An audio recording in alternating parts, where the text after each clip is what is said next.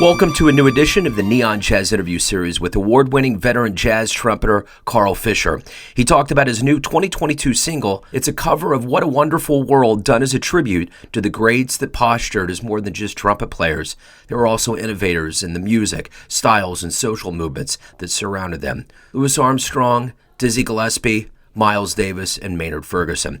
Over the years, Carl has been seen on some of the biggest stages in the world as a featured soloist and multi-instrumentalist, as a part of the record-breaking sold-out stadium and arena tours with pop music icon Billy Joel, and so many other wonderful adventures. It's a great, wide-ranging conversation. Enjoy. So what's your favorite barbecue place? I can't remember the place. When you said Kansas City, it just kind of hit me. There was a guy. I'm going to go over to my bookshelf now. I used to know a girl. I used to come out of Kansas City. Sounds like a song. I used to know a girl in Kansas City. There was a guy who was a famous chef. I'm going to look up Macho Cookery. Let's see. Yeah. Pull it out. He had a couple of restaurants. This guy is Peter Harmon. He was called the Food Guru. This was going back 20 years ago. The guy was cool. He's a Kansas City, burnt ends and the whole deal. Love it. Oh, man. Yeah. That's the thing with everybody talks about. Whenever they leave here, they lament the barbecue that it's gone because it's just good, I got a funny, quick story. You hear the name Domino, and then you think Kansas City, and I got a funny backstory here. When I was a kid, Billy Joel used to send us autographs in the mail, and we never quite knew why. And as I got to be an adult, I found out that, so my grandfather had a sister that was married to Billy, or had a brother that was married to Billy Joel's sister, and they were good friends. So it was a weird second cousin thing, and the kids in school just thought it was the coolest thing in the world because this was in like the early to mid '80s when he was heating up, and so we had a weird connection. And my dad actually grew up in he's from Massapequa. So when he was a kid, he actually played with Billy. So it's like there's this weird connection that I've always known about him, and and I actually saw you guys play at Kemper Arena back in the late 80s, and my God, the show, it's a phenomenal show, Yeah, he's pretty amazing, man, and it's funny because now the band's prized. I'm a Long Island guy. I'm from actually, I have relatives in Babylon. It's funny you say that. Most of us are Long Island guys. A few of us, have moved away. I'm in Florida now, but it's funny because, it's 6 degrees of separation. Everybody has a cool story, and he's like you, man. He's a normal dude, So. Yeah. Well, the one thing that's interesting, I just watched that 30 for 30 on the '86 Mets. Were you a fan at the time? Believe it or not, I was a Yankees fan. It's funny, man. Gotcha. I wasn't a Mets fan. I was a craze in my neighborhood. Long Islanders were all Mets fans, but I was into the Bronx, dude, for some reason. I didn't realize how gonzo that team was. Like, truly out. I mean, yeah. It was perfect analogy, man. Gonzo's perfect for that mess. I mean, they were talking about the plane ride after they beat the Astros to go to the World Series. They destroyed it, and they said that they all got the bill, and all of them were like, no, we're not going to pay for it. But, man, just the panache and just the debauchery that was going on. It was like a Motley Crue documentary. It was like, holy shit.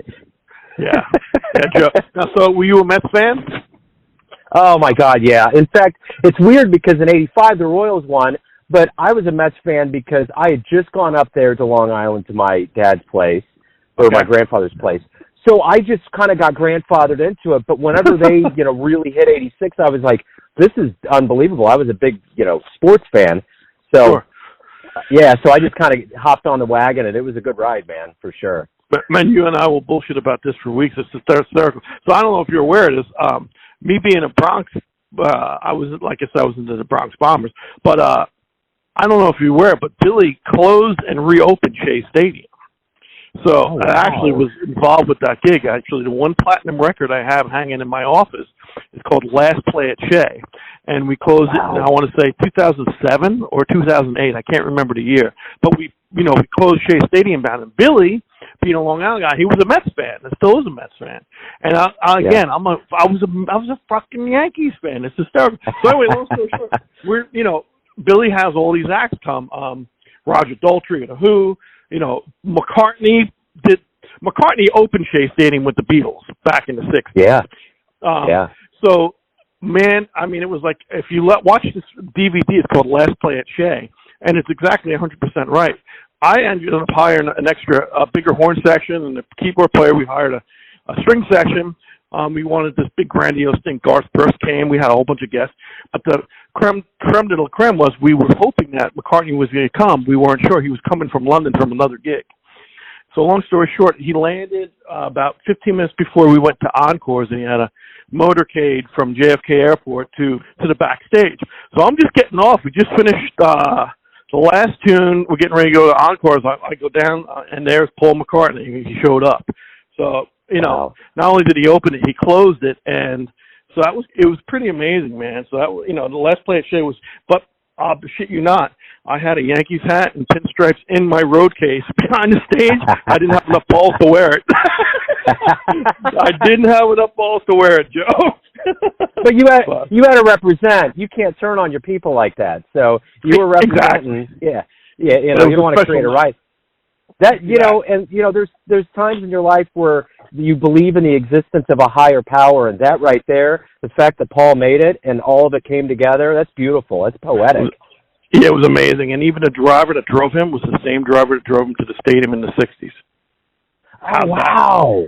Yeah, man, it's pretty amazing. There's a documentary on it, Last Play at Shea documentary, I believe, and it talks all about the shit. It's like you said, it's poetic. You can't make the shit up. I have to watch it. It's pretty amazing. There's a guy walking around. I have this big road case full of horns that come on and off the stage constantly. This guy's pacing the floor, and he walks into my road case with my horns in it, and almost knocks one of the horns over in the case.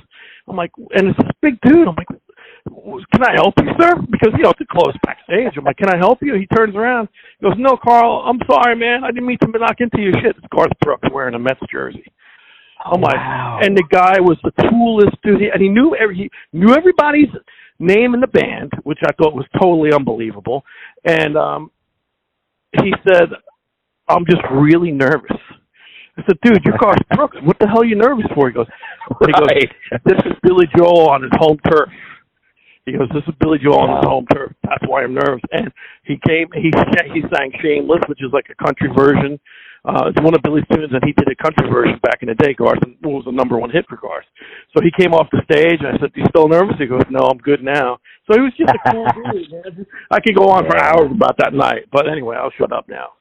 Hey, no, amen, man. When he did his farewell, he did like 2 weeks, I think, sold out here in Kansas City.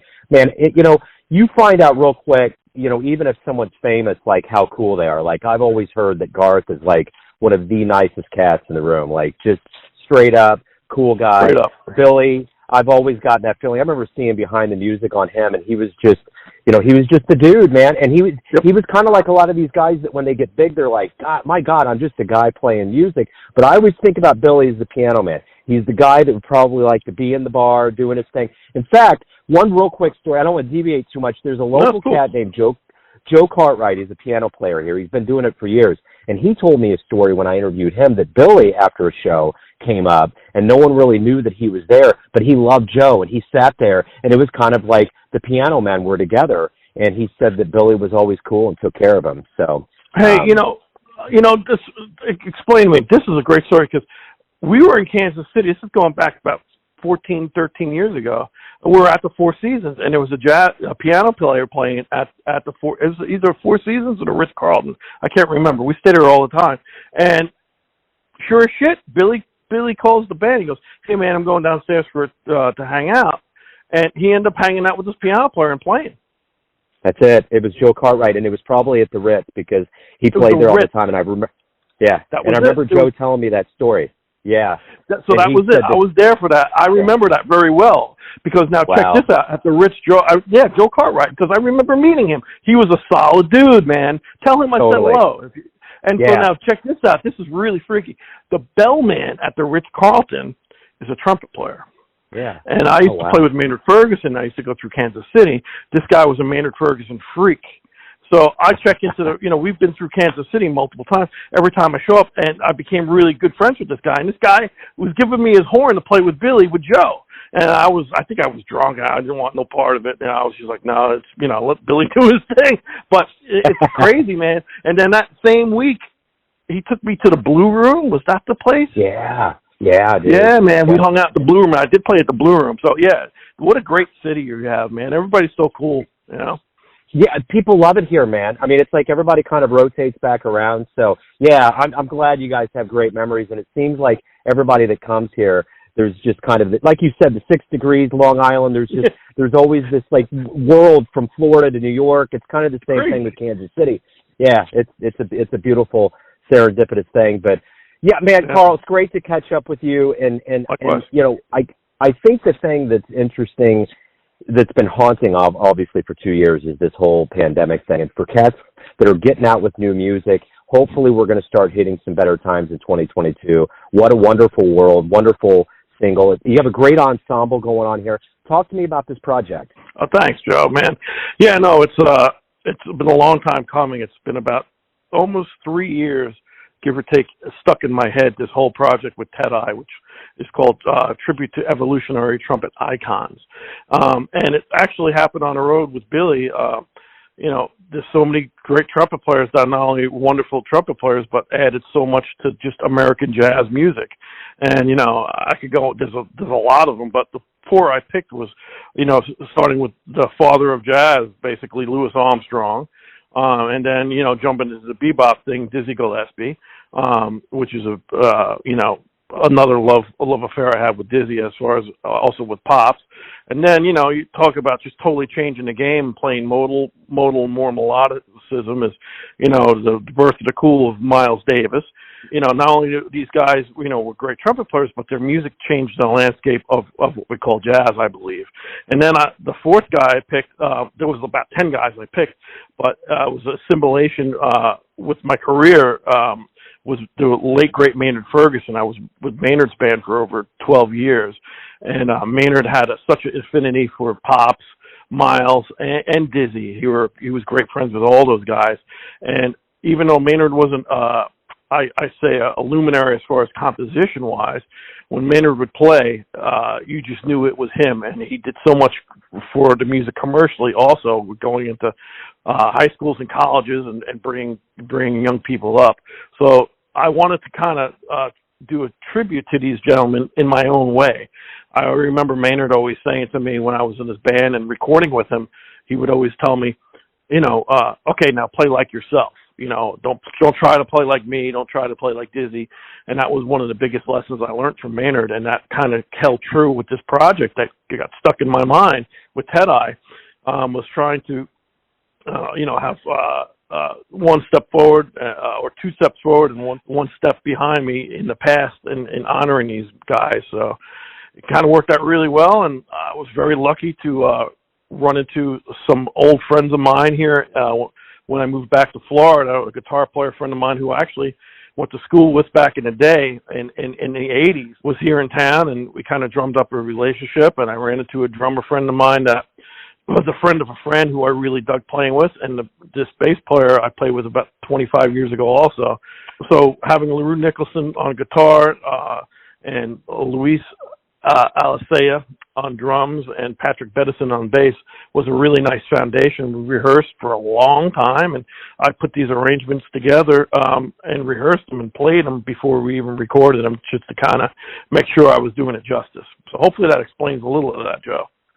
It certainly does, man. And, you know, it's interesting, Maynard, of all of the interviews that I've done, Maynard has launched billions of dreams on this planet. Like, there's so many people that are like, yeah, he came to my high school, he was here, I saw it, and they're like, man, that guy was sheer power, just blows you away. And when you hear that on the album, too, he is like, just punches your eardrum, man. He just had power.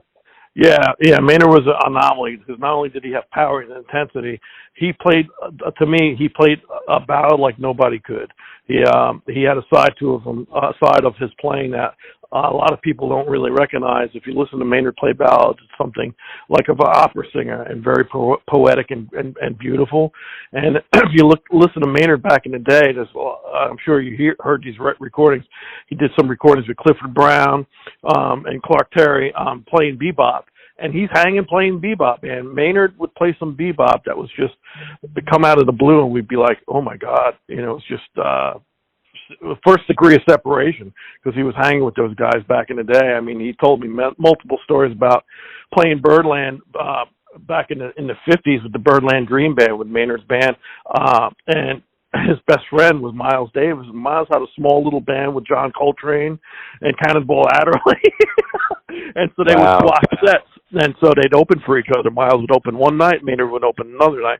And they became very good friends. And I've heard multiple stories from Maynard's mouth regarding the way Miles would approach certain things harmonically. And then Miles would share that with Maynard. Maynard would share the physical aspects of playing trumpet with Miles, and they were really, really, you wouldn't know it because they both have they're both totally different characters, but they have some really wonderful stories about those times through Maynard, and again that kind of shines true. And with Ted Eye, one of the things was not just trying to represent the music, was actually trying to tell these stories. And I appreciate you letting me tell these stories, Joe, because what we did, what was the premise with Ted Eye was having spoken word and having, what I mean by spoken word is samples of Maynard talking, Miles talking, Dizzy talking, and Pops talking, and video in my arrangements. So the arrangements we wrote for this project are bookended with either samples or video of these guys talking in the arrangements. Sometimes there's even interludes when we play live, where we'll be on a vamp and we'll have one of the artists come in and talk. So again, it's kind of a multimedia scheme is what Ted Eye I want to do too, because it's one thing playing the music, but man, these guys were just so pivotal in this American art form. Again, and it's just four guys that I took that were my upbringing, but I'd be remiss to say, we still have Freddie Hubbard. We have the late great Freddie Hubbard. We have the late great Woody Shaw. I could name 15 other trumpet players that I would talk about, and tenor players and piano players, and but I kind of had to be specific on who the guys I picked on this first recording. And I think the stories are the backbone. And that's the other thing about Maynard. There's so many musicians that have told me he was the master storyteller on the bus. And like you're saying, there's so many wondrous stories, and it's integral even to like a backdrop of this music, because that's what jazz is. It's a rich tapestry of story that's just beautiful all the way through. There you go, Joe. 100% right. Yeah, I love it. So speaking of all these cats and legends and luminaries, your path began. You had a big bang moment. What was your flashpoint in jazz? How did you fall in love with it? Wow, that's a very, very good question and an interesting question, because I don't think there was one time. I think being very fortunate growing up in a half hour from Manhattan, growing up in Long Island, the South Shore of Long Island, and having a dad as a wonderful trumpet player. My dad was a wonderful, wonderful trumpet player in the 50s. He actually was a really, really busy freelance trumpet player in Manhattan, the local 802. And some of the guys he used to play with quite a bit was Machito and Tito Puente and the NBC Jack Parr show. He was a sub for the NBC Jack Parr show when it was in New York. And so he was very, very, he was busy in the 50s. I'll just give you this backstory. Like I said, there's a lot of little stories. It wasn't one big bang theory, but my dad auditioned for Maynard Ferguson's Birdland Dream Band in the 50s, along with my uncle, who was a piano player.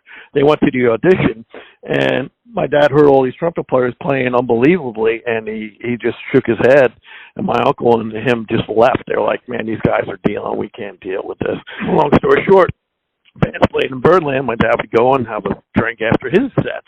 Became friendly with Maynard. So, the reason I'm bringing this up is, fast forward this story until, it's the mid to late 70s. I want to say 78, 79. I'm a young kid. I'm 8, 9 years old, 7 or 8 years old. My dad's bringing me around to see Buddy Rich's band, the Count Basie band, being close to Manhattan. My dad would bring me to all these great gigs. At that time, my dad wasn't playing he was playing club dates and stuff like that, but he had a day job because, he had 2 kids and a house in Long Island, and he decided to take that path. But my dad was still playing on weekends and playing a lot of club dates. Long story short, he's bringing me around and brought me to a couple Maynard concerts and Basie, and that was my upbringing. And he had a band he rehearsed in the basement. I had, an open rehearsal studio in my basement, drums, piano, and I always just wanted to, my first instrument was drums, and that lasted about 6 weeks. I busted every drum head that was on the drum. I always gravitated to grabbing his horn, and my dad was very adamant about not really trying to push it down my throat. And my whole life, I just wanted to idolize my dad. Well, fast forward at this, so I'm playing trumpet now. And he wouldn't even teach me in the beginning. He gave me a trumpet teacher because he didn't want to discourage me from the father-son type of thing. Later on down the road, he was very instrumental in teaching me with millions of tunes and ear training and just a lot of stuff that I think is very important now that a lot of educators don't do. However, where I'm getting with this is following Maynard Ferguson's band for years. Again, I really love Basie. I love Duke. I love the big band stuff, but I also like the small band stuff too. One of the first jazz teachers I had, again being from Long Island, was the wonderful Cecil Bridgewater, who was in Max Roach's band for years.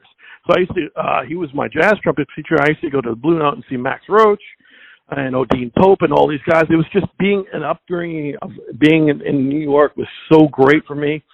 And Maynard's road manager, and Maynard would remember me whenever I'd come.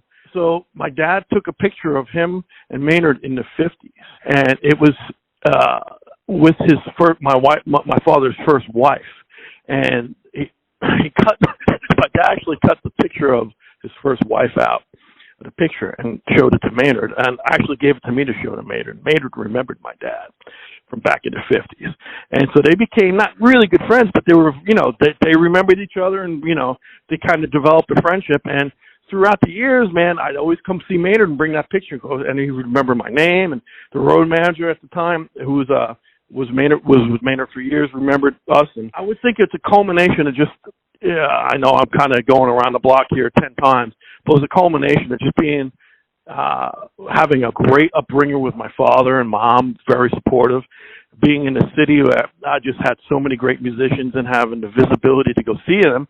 And the story with my dad, with Maynard in the 50s, was just, you can't make it up, Oh, no, absolutely not. Well, and I guess that leads me to, how did things start for you professionally? How did all of the entire journey kind of begin in earnest for you? Wow.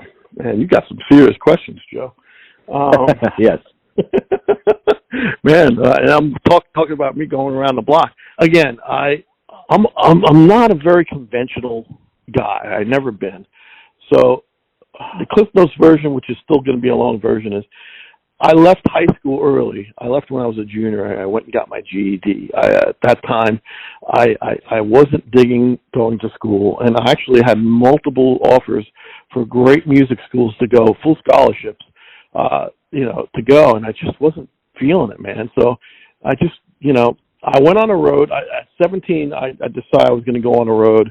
I was fortunate enough to go on the road with, believe it or not, a small stage circus out of Sarasota, Florida. And it was just Hammond B3 drums and myself. And that was my first road experience. I was playing club gigs, even young as 17, if I could get in, but I wouldn't call myself a professional. I really think getting my GED and going on the road when I was 17 and being exposed to playing, 6 shows a week, actually 8 shows a week in 6 days, and traveling in the trailer was an eye-opening experience. I'm like, I don't know if I want to do this the rest of my life.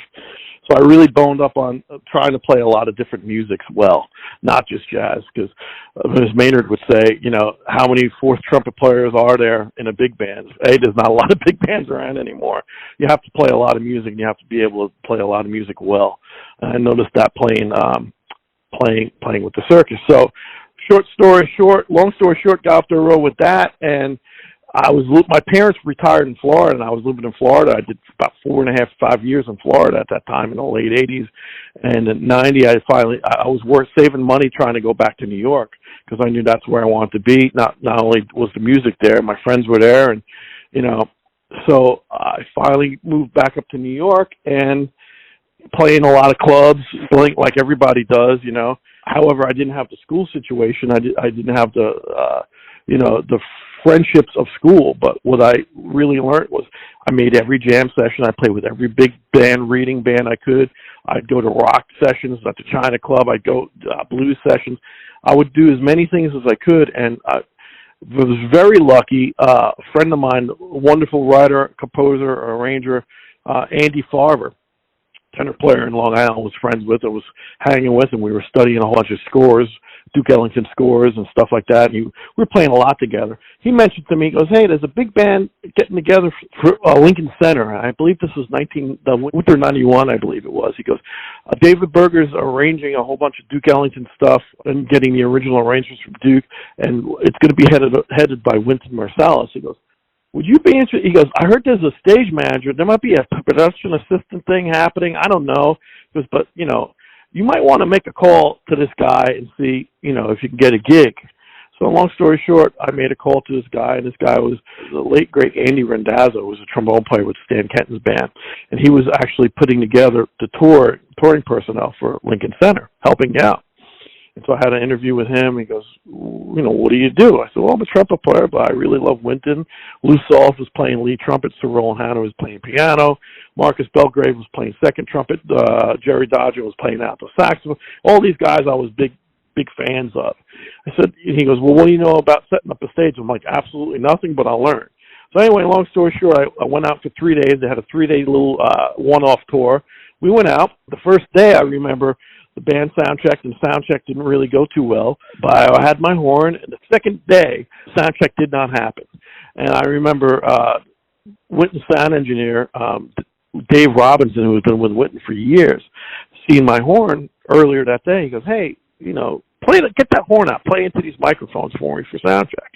So I was playing into the microphones, and Wynton comes in, and he goes, "Oh, the kid can play." He sits at the piano and proceeds to give me a lesson for like an hour and a half. PBS was doing a special on Wynton at that time. So I'm like, talk about, at the right place at the right time. Wynton really helped me out, gave me a lesson. Came off the road. They gave me the gig as production assistant, and I got a call during that hiatus. It was about a month hiatus from Wynton himself and David Berger saying, "Hey, there's some fifth trumpet parts on some extended suites we're doing with the Duke Ellington stuff. Would you like to play fifth trumpet?" So that, to me, was a very pivotal time because I was playing with my idols. John Faddis was Lou Solof's sub playing in the trumpet section. And these were all guys that I've, followed around for years. I followed John around for years, and we had a little friendship. Same thing with Lou Soloff. And that was my first real introduction to Wynton. And Wynton and I would hang. He was just such a positive force. So I think that would, if I had to pick one, I'd say that tour was the winter. I think it was the winter of '92 is when we went out fully, or maybe it was the summer. I don't remember, but it was actually it was the summer. But that was the first tour of '92 that Lincoln Center Jazz Orchestra did. And like I said, I was young, and it was a fun tour. So I would say that was the time I could say, I guess I should do this for a living. Man, that's wonderful. I mean, it sounds like, it's all about, part of this is about timing and all of that. So my next question to you is that there would be so many people that would be just absolutely floored to get the chance to perform with someone like Billy Joel. How did that gig come about? Interesting. Yeah, I've been very blessed with gigs. I think just being visible and on the scene is very important, and having the relationships with people. I got the gig having relationships with Lincoln Center. I got the gig with having relationships with Maynard Ferguson. Same thing with Billy when that came around. I was actually on the road with Maynard Ferguson at the time, and I got a call from some horn players in New York. Again, he's actually on my first 2 records, John Scarpula, a tenor saxophone player. Got a call from John saying, "Hey, there is a Broadway show coming on Broadway called Moving Out. It's Billy Joel's music. Twyla Tharp is the choreographer, famous choreographer, and it's going to be up on Broadway. We already did previews in Chicago, and we have a trumpet player. The trumpet player was the wonderful Barry Danielian, who's a great friend of mine, and he was principal trumpet player at the time. But Barry needed a sub. My name came up, and I was on the road with Maynard Ferguson at the time. The girl I was with wanted me to come home and stay home, and I never considered playing Broadway before, nor did I want to. But I thought this was an opportunity because A, I was a fan of Billy Joel's music. B, I knew Billy Joel's music being a Long Islander. And C, like I said, I wanted to get off the road. So I started subbing quite a bit for Barry Danillion on the show, Moving Out. Like I said, I had another friend of mine, trombone player, that was on that show, Kevin Osborne. And it was just a lot of Long Island morons like myself, and it was a really fun band. And Barry Danillion left for another show, and they gave me principal chair on that gig. Throughout this whole time, Tommy Burns, who was Billy Joel's music director and guitarist, and still is Billy's guitarist, I became very friendly with, and he was on the show, on the Moving Out show. He pulls me aside one day and says, "Hey, I know you're principal here. The show was getting ready to close in 2005. He says, Billy's going to rehearse. We're going to rehearsals here in the next week or two, and we're going to rehearse, and we're going to start playing some obscure tunes. One of them is going to be Zanzibar, that the wonderful Freddie Hubbard has a wonderful solo on." He goes, "Would you be interested in showing up and making these rehearsals?" I said, "Absolutely. Tell me when and where." He goes, "I don't know when it's going to happen. We're going to be in rehearsal for a while. Just have Zanzibar under your fingers. Try to have that together." Mind you, I've just played 3 years of Billy Joel music on Broadway, so I felt like I had a good handle on his music. I thought I did. I get a call around 11 o'clock at night from Tommy saying, "Hey, yeah, tomorrow we're going to show up at the rehearsal studio. We're going to rehearse Zanzibar." He goes, "I have to tell you, it's not in the original key. It's going to be a half step away." So I had all this, I did my homework up until I heard it was in a different key. I was like, huh? Showed up the next day and, rehearsed, and we got done playing Zanzibar. Billy got up. Now, mind you, Billy remembered myself and Chuck Burgee. Chuck Burgee is our drummer with Billy, and he was in rehearsal. He just started with Billy at that time, too. Chuck was also the Moving Out drummer. What Billy was amazing was Billy would show up at these Moving Out shows, and he remembered our names. He's like, "Hey, Carl, how you doing?" I was living in Freeport at the time. He's like, "How's Freeport going? You've been fishing?" I'm a big fishing guy, and I'm a big motorcycle. At that time, I was riding my motorcycles a lot. So we had the fishing, boating, and motorcycles in common. So we talk about that. So when I show up to rehearsal, we get done playing this tune, Zanzibar, and it went okay. He gets up off the piano and says, "Wow, we sound like grown-ups," and walks out. And I'm like, I'm ready to cry. I'm like, what? I guess I tanked.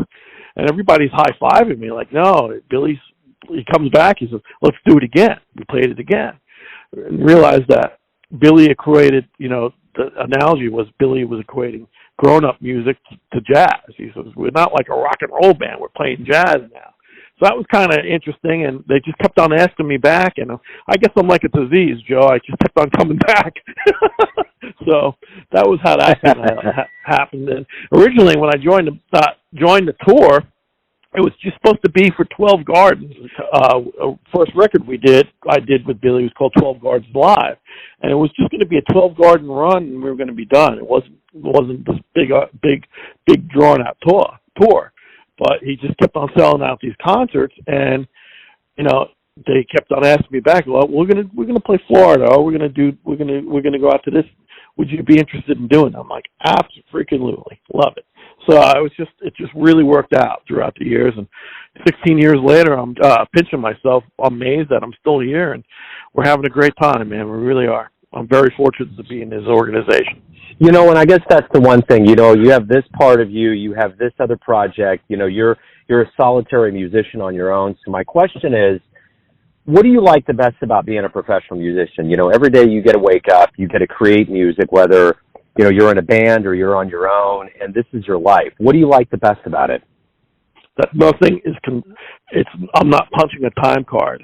Nothing is consistent, meaning that one day I could be playing a lead trumpet chart for an R&B artist. The next day I could be playing tenor saxophone on Moving Out, playing Moving Out in front of 20,000 people at Madison Square Garden. The next day I could be in a rehearsal studio with Ted I.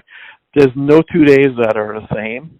It's very fun because it keeps you on your toes, and it keeps you being creative and moving and grooving. It's that's part of the things I didn't like about being a Broadway trumpet player, playing the same music day in, day out. You become stagnated. A lot of Broadway guys I was playing with who were unbelievable musicians they would hit me to, hey man, let's go down to Birdland. Had Lou Anderson at that time. It was before the Birdland big band was started. Lou Anderson had he was a wonderful big band writer and had a big band in New York City.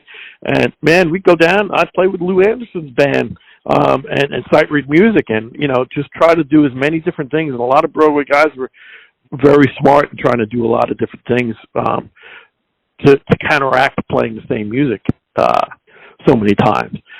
So that's what I love about being a musician, man. It's just being true to music, being true to yourself, and trying to do the best job you can, and being positive and being around positive people. So no 2 days are alike, Joe.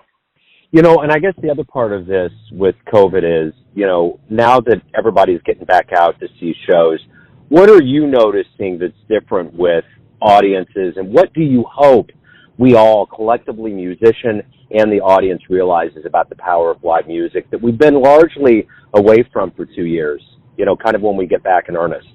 Yeah, that's a great question also, Joe. Music is the best healing power, and it brings people together. And that's the thing that I'm seeing, and I'm seeing at Billy concerts, that people are just happy to be together again. I know us as a band, we're a very tight-knit group, the Billy Joel organization, not just the band, the crew.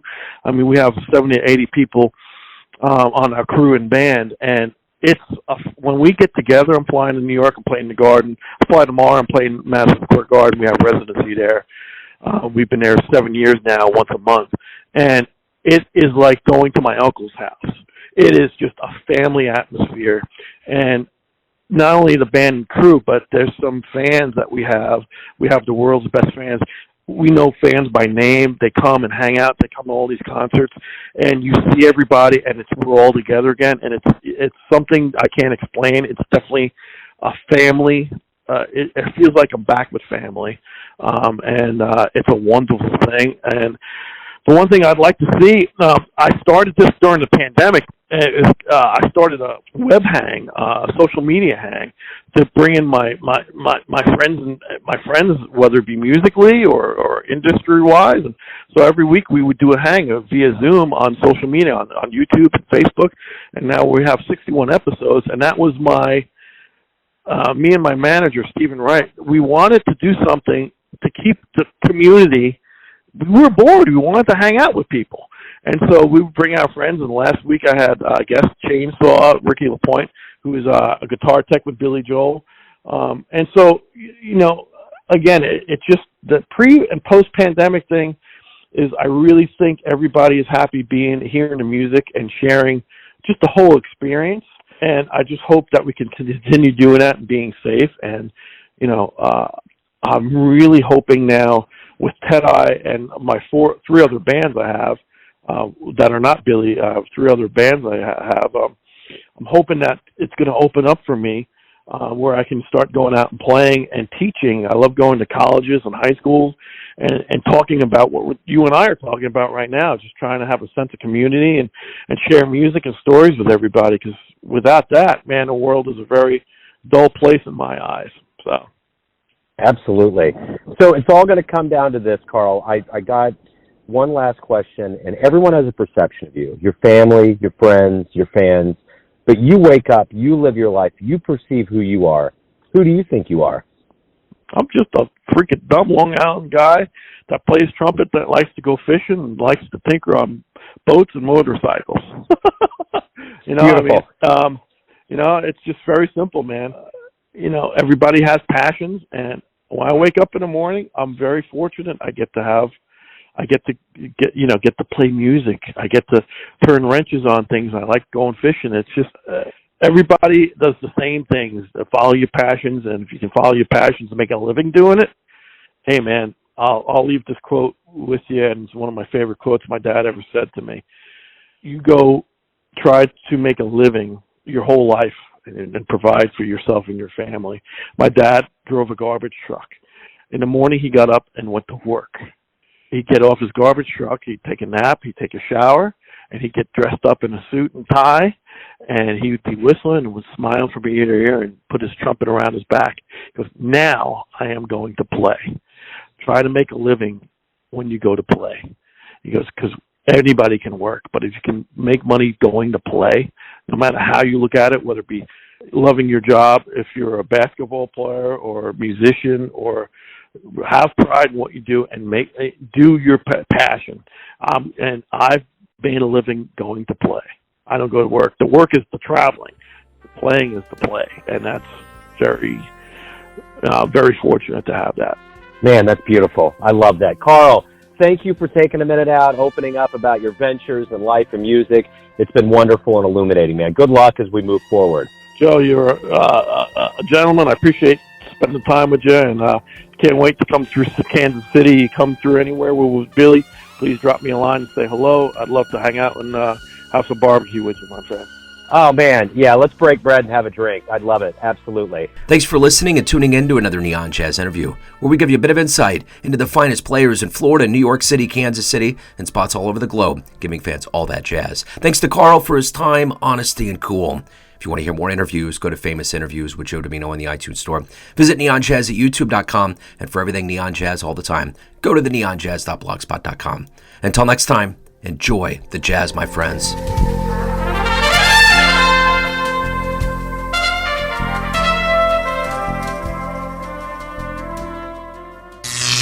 Neon Jazz.